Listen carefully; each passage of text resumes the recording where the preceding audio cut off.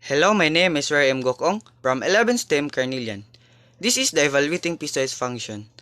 Ang grade 11 lesson 1 about piecewise function is a function that can be broken up into many parts, and this function as well dapat alam mo na yung linear equation and quadratic equation. Ngayon, focus muna tayo sa evaluating piecewise function. Let's proceed example number 1. If x equal 8x minus 10 when x greater than to 2. If x equal 6x plus 8 when x less than to 2. Find if of negative 2, b f of 2. Si a negative 2 ay hanapin natin kung saan siya papasok dito, sa greater than ba o sa less than. So, alam naman natin na si negative 2 ay less than. So, ito ang gagamitin nating example dito sa A. So, ito ang kukunin natin.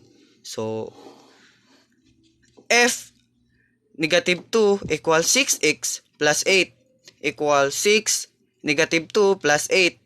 Ang negative 2 ay pinalit ko lang sila dito.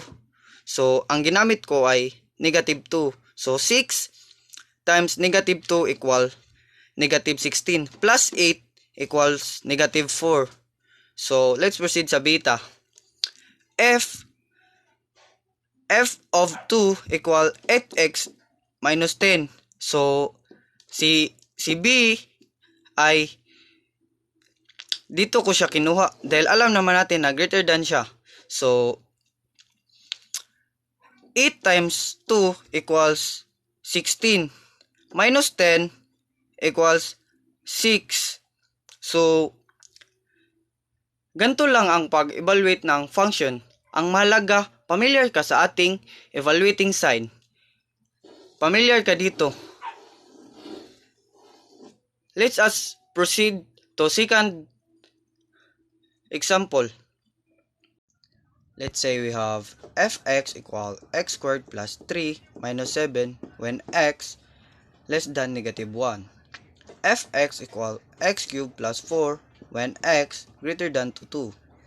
Fx equal 12 when x equal 2. Fx equal 5x plus 6 when x greater than or equal to negative 1 but less than 2. Find a f of negative 4, b f of 0, c f of 2, d f of 3. Iba't iba ang ating function. Meron tayong tinatawag na quadratic function, cubic function, and accountant function, and linear function. So, now, evaluate natin ang f of 4. Saan kaya makakapasok ang f of 4 dito? So, x less than natin ay mas maliit sa negative 1. Makapasok kaya siya dito? Yes, pasok siya sa foundation natin. So, siya ang kukunin natin. I-check lang natin kung meron pa bang iba na pasok siya dito. So,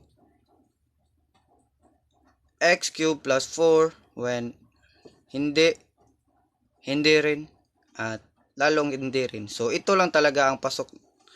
So, ito ang gagamitin natin. So, f negative 4 equal x squared plus 3x minus 7. So, ang ginawa ko dito ay ang x pinalitan ko ng negative 4. So, negative 4 squared plus 3 negative 4 minus 7. Negative 4 equals negative 4 squared. Negative 4 times squared equals 16. Change the sign. Minus 3 times 4 equals 12 minus 7. So, 16 minus 12 equals 4. Minus 7 equals 3. At dito na tayo sa B. If of 0. Saan pasok si 0 sa foundation natin? X is greater than but less than 2. Okay, pasok siya dito. Dahil siya naman kasi less than 2 naman talaga. si 0. So, ito ang gagamitin natin. So, ito ang example. F 0 equals 5x plus 6.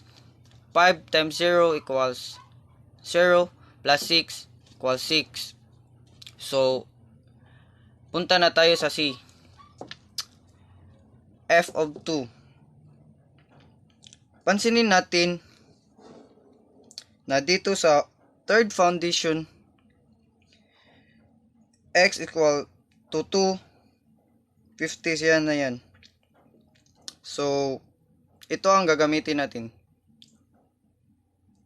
So, ganito lang kadali. F equals 2 equals 12. So, dito na tayo sa D.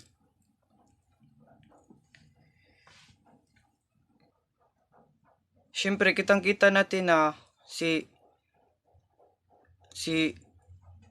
x greater than to 2. So, mas malaki si 3 kay 2. So, kaya ito ang gagamitin natin. X cube plus 4. So, sita sa DB. F3 equal x cube plus 4. 3 cube I is 3 times 3 times 3, which is 27 plus 4 equal 31. So, ganito lang ang pag-evaluate ng function. Thank you guys and have a nice day.